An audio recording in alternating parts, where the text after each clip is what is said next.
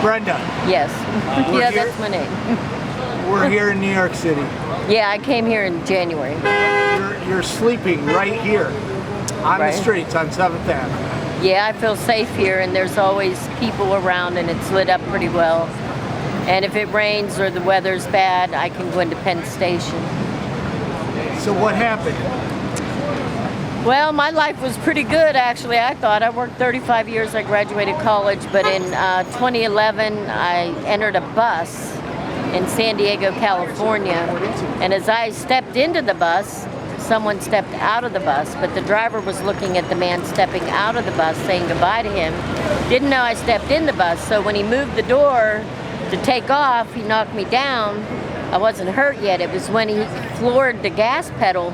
My left leg swung across and slammed into the steel door. It didn't have rubber on the door. The bus was not supposed to be out of the yard. The ambulance took me, but he didn't follow protocol. They didn't bring a supervisor. They didn't pull the bus. He just went on normal schedule. So you were seriously injured. Well, permanent nerve damage. I mean, I've had nerve conduction tests and 4 MRIs. I'm permanently damaged. I can't bicycle, I can't run. I get what's called pain inhibited, and I can only take pee-pee steps. My legs close up like a flower, almost, kind of like that. But you weren't able to have any recourse with the bus company or anything? Well, I filed a lawsuit myself in Superior Court, but this lawyer, young lawyer, was recommended to me, and I took her. And she started out good, Melissa DeLeon, and she's got 2 demur motions to strike thrown out. But then I caught her lying. She told me she wanted me to say I tripped over the kneeler, and I never tripped over anything. I stepped straight into that bus like I normally would. Every day I was doing 100 steps 3 times a day at the convention center, riding my pink beach cruiser, okay, to Santee. I was riding it 10 miles a day. I mean, I think I'm a fall risk. I'm not going to do 100 steps a couple times a day. I would have killed myself. I didn't trip over anything. And my injury, the location of it, is not conclusive that I could trip unless my leg turned like this, which my legs are straight. My weight's even. But anyway, she said that the judge ordered mediation, which he never did. And they really threatened me, screamed at me all in my face, her lawyer, the mediator, to settle, and I said no. And so she told me she needed out. She wanted out of the case because she would have got caught committing legal malpractice. So I let her out because she didn't even have any discovery on the defendant. So I let her out, and then the judge said, I dismiss this case without prejudice. You have every right to sue, but you got to start all over again. Well, between pain, depression, pain management, rehab, I never started again. It got me down that I lost my physical activity because I was always hyperactive, very movable my whole life. And I don't know if the statute's over, but if it isn't, I really would like to start it over again. So how'd you get here? I mean... Okay, when I worked 35 years, I paid FICA, that's my tax money, my money. Social Security in San Diego denied me my money, which they are not allowed to do, but they did. The judge ruled fully favorable decision. That's the best decision a judge can give you. Last year, August.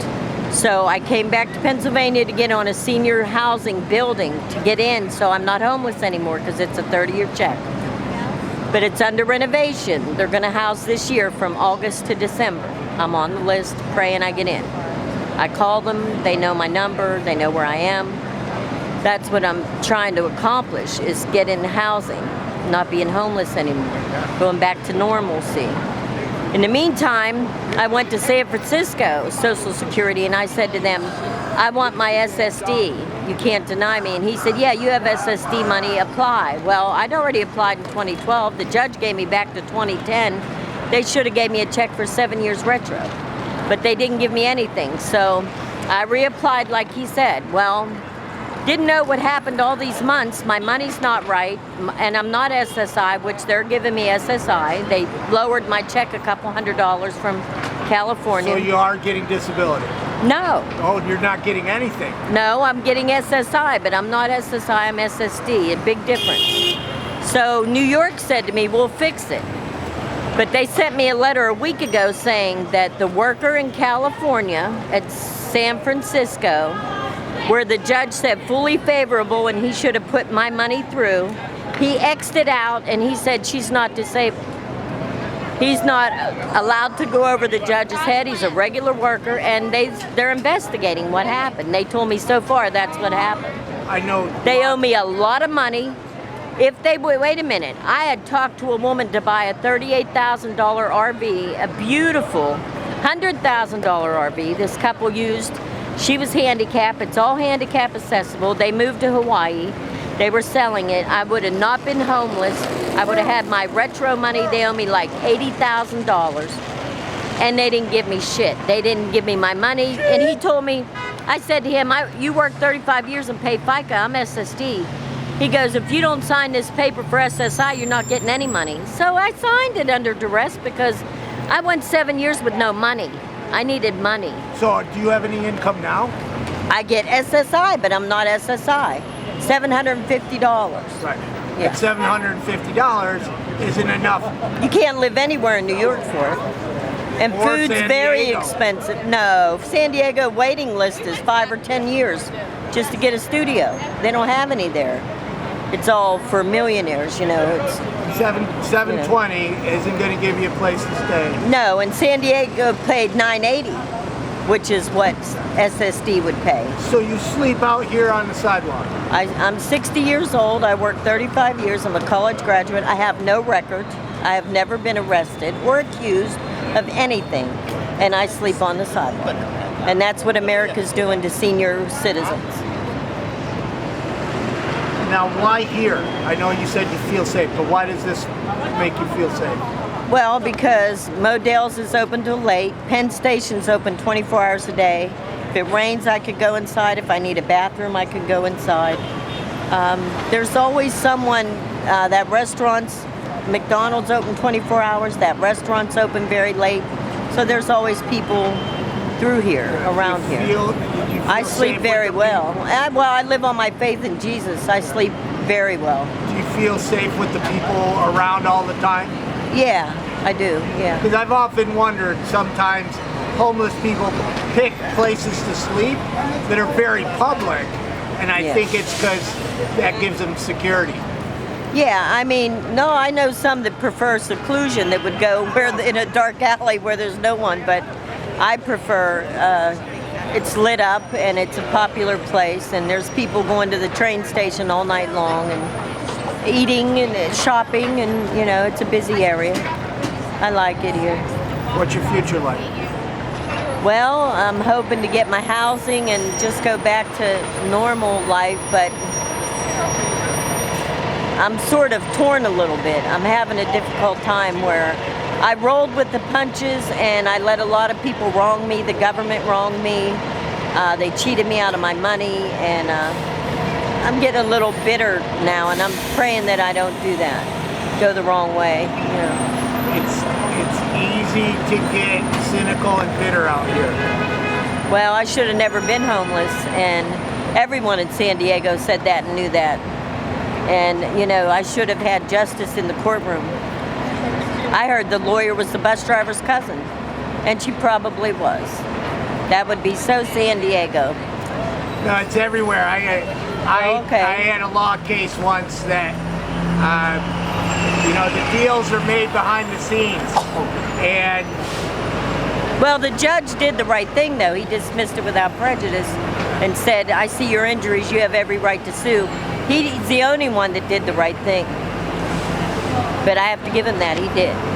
He knew the truth and he did the right thing. what would you want people to know about homelessness that they probably don't know? Well, I could tell you that they look at me every day, they make assumptions,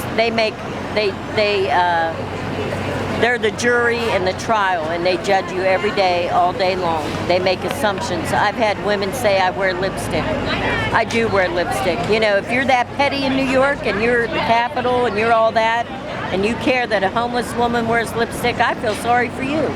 I mean, it's really pathetic. And I've had it said several times. My lipstick's under $3. But do they know that? No, because it's my color. You know, you know, I mean, come on. I'm so glad you brought that up, because every time I interview a homeless woman who, you know, is taking care of herself yeah. and has makeup, people all, oh, she's wearing makeup. How does she afford the makeup? She's homeless. She can't, you know. And second of all, someone bought me the eyeshadow, and I joined Planet Fitness over here. It's a one-time startup fee, $16, $10 a month, and $40 one-time fee. And I take a shower every day so I can take care of myself. I don't want to offend people. I want to take care of myself. Someone else messed me up. I didn't mess myself up. You know, but I just was shocked how petty women can be in New York. I was very surprised by that. I thought they were classier than that, but they're not. You know, if you're gonna judge me because I have lipstick on, I'll put it on more and more every day. I don't care. That's how I am. You gotta take care of yourself. You gotta have some semblance of normally, or you know. Yeah, I went to work every day. You know what? I was where you were for 35 years. Maybe you're gonna one day be where I am. You can't never say never, because you don't know. An accident could turn you into a paraplegic, quadriplegic. You don't know. You don't know. Your life can change in a split second. Never say never. But the judgment of these people, and a lot of times, honestly, I laugh. I have a sign. They said I had the best sign in New York City because it says, I'm 60 and up for adoption. And I mean, people usually crack up. They crack up. And it's a crack up, and it makes them have fun. And you know, they're not really smilers. Do you have the sign with you? Not a. Yeah, okay. No, and usually I've had a lot of people stop and take pictures of it, yeah, that's a great sign. And they'll laugh, and they'll even try not to, and they'll catch themselves laughing, you know. So it makes me have a good day when I work with the people like that, you know. If you had 3 wishes, what would they be? Well, I'm grateful for a lot of things, and my relationship with Jesus is the most important one. I'd like to get the apartment that I put in for. I will have money to buy furniture for it, you know, get a good night's sleep in the bed. And I pray that Richard Gere did a movie in New York City called Time Out of Mind, where he played a homeless man. I would like everyone to watch that movie. I think they should watch it. And, you know, maybe not looking at us, maybe looking at him, they'll understand things more, be more empathetic and understanding. But you be kind, you know, just like you said, a smile, a kindness. A man all day long brought me cold water, food to eat, and he said, I'm no one. This is nothing. He said, this is coming from higher up. And it was such a beautiful thing, you know, it was so kind, and it makes you feel good. It just makes you feel normal, maybe.